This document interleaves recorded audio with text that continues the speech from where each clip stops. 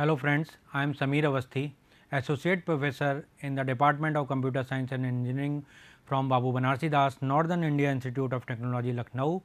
Today I am going to teach you object oriented system design and my topic is component diagram and deployment diagram. Now first of all, what do you mean by component diagram? A component diagram, also known as a UML component diagram, describe the organization and writing the physical component in a system. Means a component diagram are often drawn to help model implementation details and double check that every aspect of the system required functions is covered by planned activity.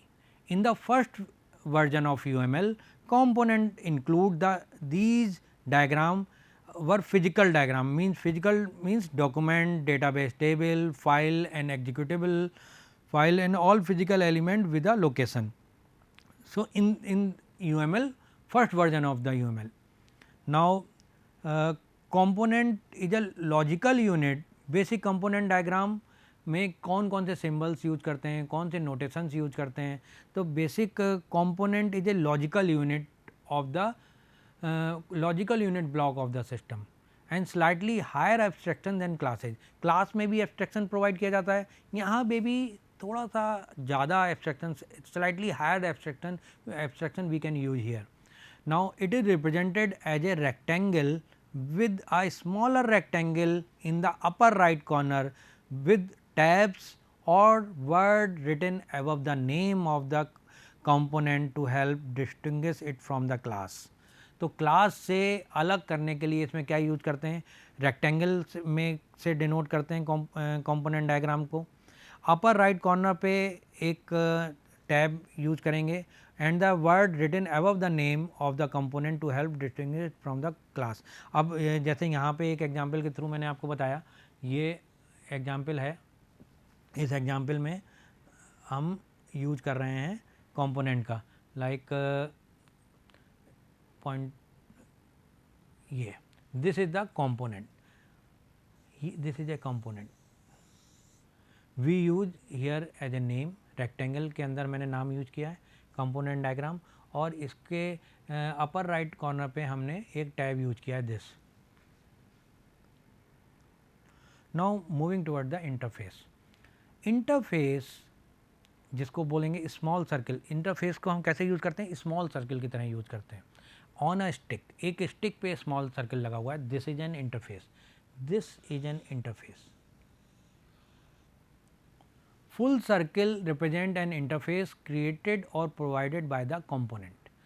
Semi-circle represent a required interface like a person input. अब ये semi-circle एक interface ये है, this is also an interface and this is also an interface. इसमें full circle की जगह हम क्या use कर रहे हैं, semi-circle use कर रहे हैं, this is a semi-circle. Like a person, person के input को हमने क्या दिया, ये semi-circle से represent किया and the interface full circle से रिप्रेजेंट किया, provided by the component. Component ने जो प्रोवाइड किया वो हमने सेमी सर्कल के थ्रू रिप्रेजेंट किया. तो interface, an interface describe a group of operations used or created by component. Interface describe group of operations used or created by a component. Again dependency, dependency can be drawn by using component and using dashed arrow.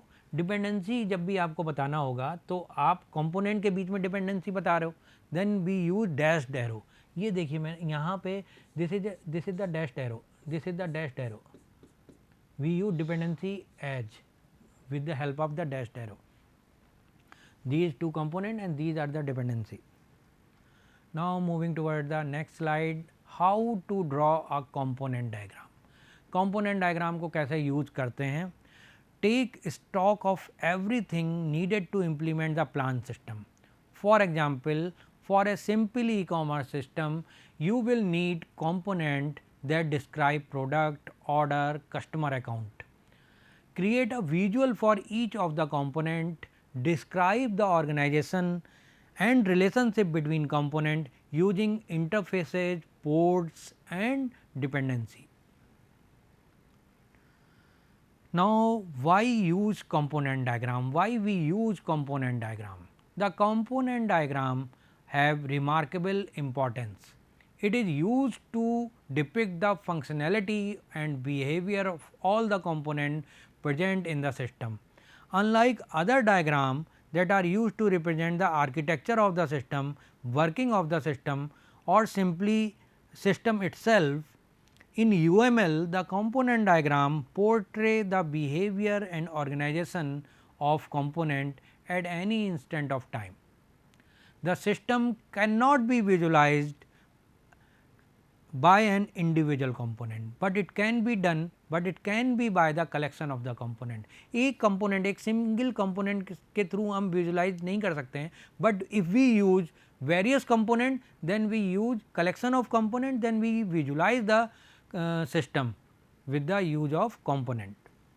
Now, when to use a component diagram, कब use करना है component diagram को?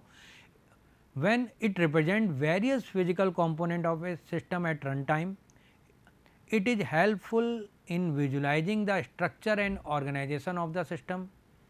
It describe how individual component can together form a single system.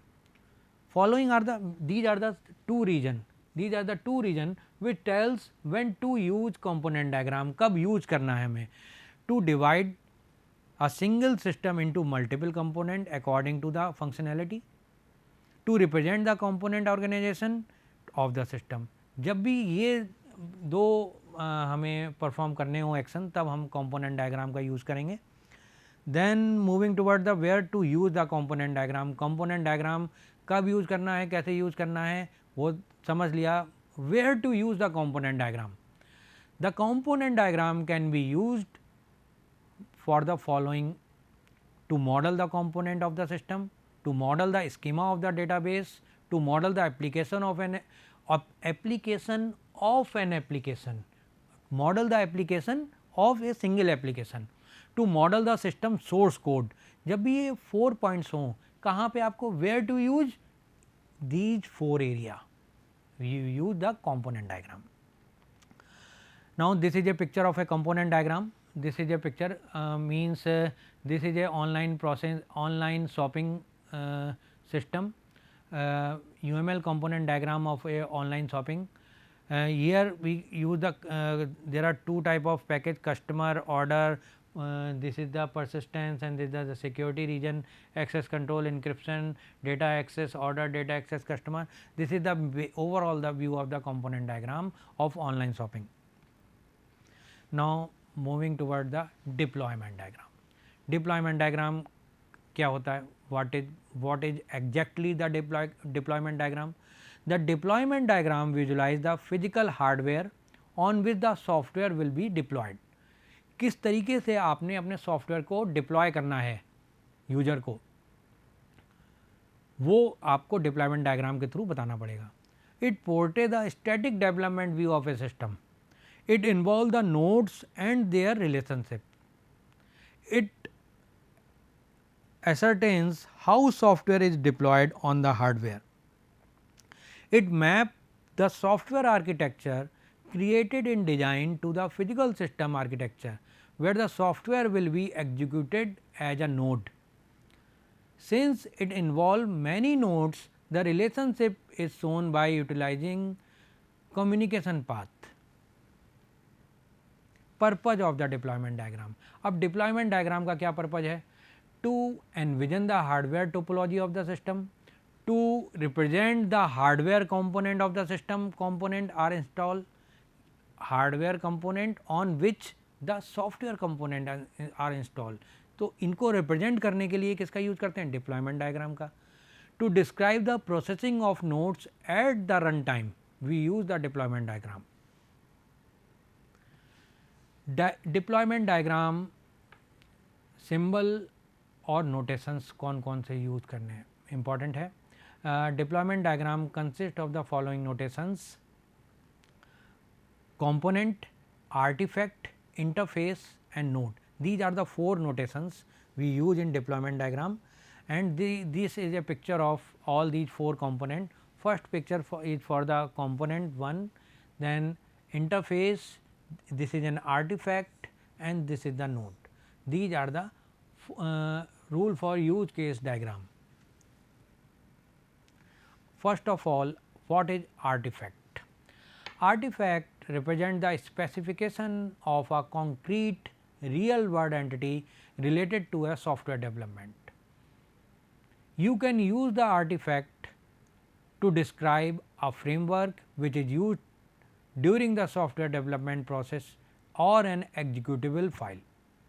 Artifact are deployed on the node. Artifact node पे deploy किए जाते हैं. It can provide physical manifestation for any UML element, generally the manifest component. Artifacts are labeled with the stereotype, and there are two type of label. Means एक तो इस तरीके से हम कर सकते हैं, artifact are labeled within the stereotype, these are the artifact, एक ये है, and it may have an artifact icon on the top right corner. Each artifact has a file name, artifact का file name होगा, in its specification that indicate the physical location of the artifact. Each physical location of the artifact. An artifact can contain another artifact. एक के artifact के अंदर दूसरा artifact भी हो सकता है. Multiple artifact are there. It may be dependent on one another, and it can may be dependent on each other. Artifact have their properties and behavior that manipulate them. Some of the common artifact. अब artifact को इस तरीके से represent किया गया है. ये this is an artifact, ये artifact है. Configuration.php, it is an artifact, it can be here, and some common artifact are there, like we use source file, executable file, database file, script, DDL file, user manual, and demonstration. We use all these user manual or documentation, and some are the output files are the common artifacts. Now, what is a node? Node, what do you mean by node? Node is a computational resource upon which artifacts are deployed for execution.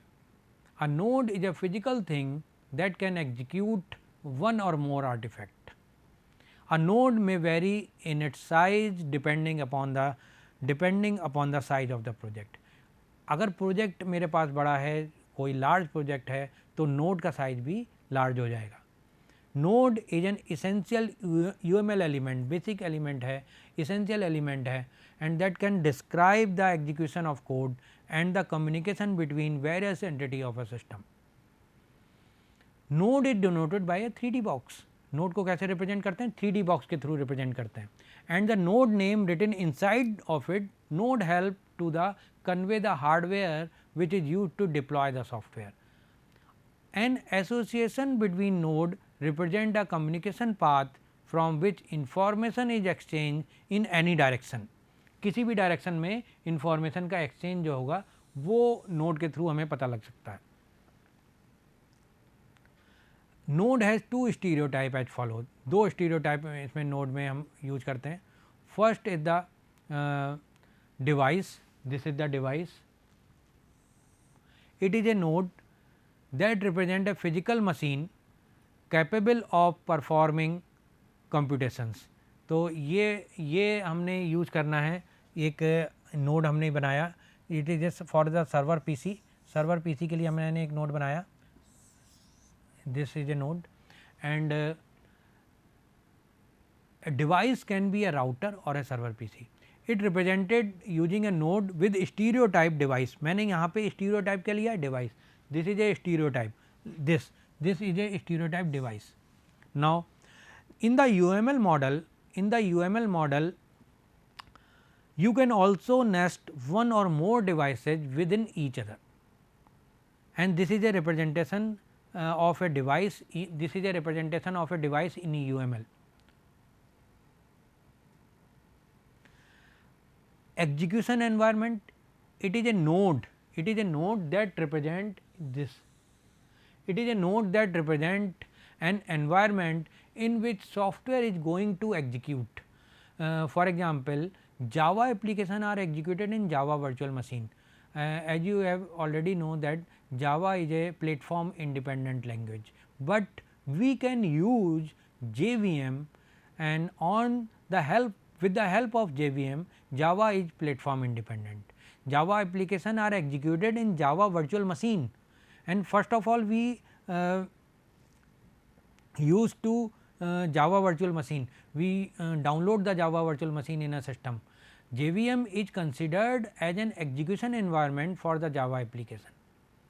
We can nest an execution environment into a device node. You can net more than one execution environment in a single device node, and this is a representation of execution environment in the UML. We use as a this is a Java machine and execution environment. We use a Java application are executed in Java machine. We use JVM here. These are the execution environment. Now the deployment diagram कैसे working है, HTML5 video, deployment diagram of HTML5 video. Okay, this is a web server and these are the artifact index.php. index.php मेरे पास यहाँ पे है and port 80 HTML5 deployment diagram में explain कर रहा हूँ. HTML5 video player in the browser. अब port 80 use करता है this can be that can be used by port 80 machine. Now web browser contain artifact HTML5 player. This web browser contain artifact HTML5 player, and this is a used as a device user PC, device database server. There are two device here, database server and user PC. User PC can use port 80, this is port 80 यहाँ पे मैंने लिख रखा है, और ये है SQL database के लिए एक. तो इस तरीके से हम डिप्लॉयमेंट डायग्राम का यूज करते हैं. Deployment diagram working of HTML5 video player in the browser. Overall view of HTML5 video player, HTML5 video player in the browser. Now how to draw a deployment diagram, किस तरीके से आप deployment diagram को बनाओगे, draw करोगे. The deployment diagram portray the development view of the system.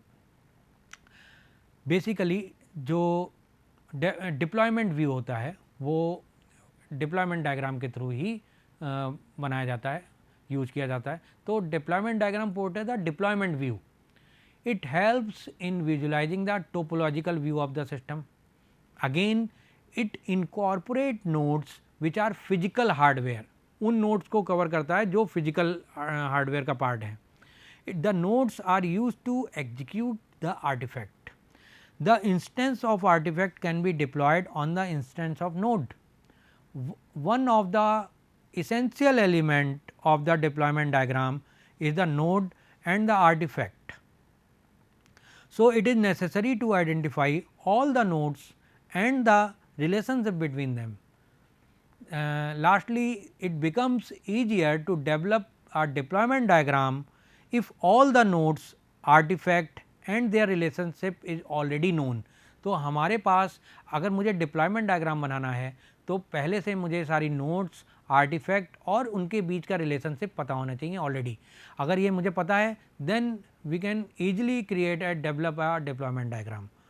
Now moving toward the next slide and that is when to use a deployment diagram. Deployment diagram का use कब करना है, कैसे करना है वो हमने देखा. कब करना है, when to model the network and hardware topology of the system, we use the deployment diagram. To model the distributed network and the system, we use the deployment diagram. To model the hardware details for a client server system, we use a deployment diagram. And lastly, for modeling the embedded system, we use the deployment diagram. Now these are the 4 points. These are the 4 points and this is the basic deployment diagram working of HTML5.